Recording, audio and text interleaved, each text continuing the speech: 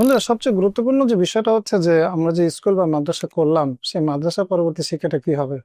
আমাদের বাচ্চাদের তো সেই প্রতিষ্ঠানের জন্য উপযুক্ত করতে হবে যে প্রতিষ্ঠানের যে কারিকুলাম আমরা পরবর্তীতে পড়াতে চাই। তা আমাদের এখানে ক্লাস 8-এর পরে আমরা বাচ্চাদেরকে এমন ভাবে প্রস্তুত করব যাতে সে ক্লাস 8-এর পরে সে কয় মাদ্রাসা যেতে পারে, অথবা সে দাখিল পরীক্ষা দিতে পারে, অথবা সে এসএসসি পরীক্ষা দিতে পারে। অর্থাৎ আমরা সে চাইলে জেনারেল এডুকেশনে যাবে, অথবা সে চাইলে একদম মাদ্রাসা যেতে পারবে। এখন এটা কিভাবে পারবে?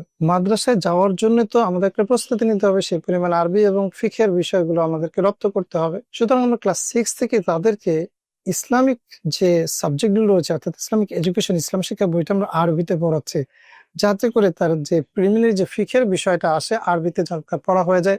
এবং যেহেতু আমরা বয়স 5 থেকে তাদেরকে আরবি পড়াচ্ছি, এই 10 বছরে অর্থাৎ নার্সারি, কেজি এবং ক্লাস 8-এর মধ্যে সে যথেষ্ট পরিমাণ আরবি শিখে যাবে, যাতে করে সে চাইলে ইনশাআল্লাহ পরবর্তীতে তালিমি বোর্ডে অথবা বেফাকুল মাদ্রাসা যে বোর্ড রয়েছে সেখানে সে কাফিয়া জামাতে ইনশাআল্লাহ ভর্তি হতে হবে। আর জেনারেল এডুকেশনের বিষয়টা তো বলার অপেক্ষা রাখে না, সেটা তো সে যদি চায় সে পরবর্তীতে জেনারেল এডুকেশনটা কন্টিনিউ করে কলেজে ভর্তি হতে পারবে।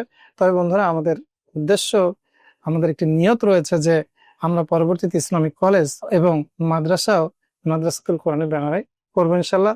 তো সমস্ত কিছু সম্ভব হবে যখন আমরা সবাই মিলে, গার্জিয়ান, স্টুডেন্ট এবং টিচার, স্টাফ সবাই মিলে একটি একদম এখলাসের সহিত তার পরিপূর্ণ মুজাহাদা দিয়ে কাজ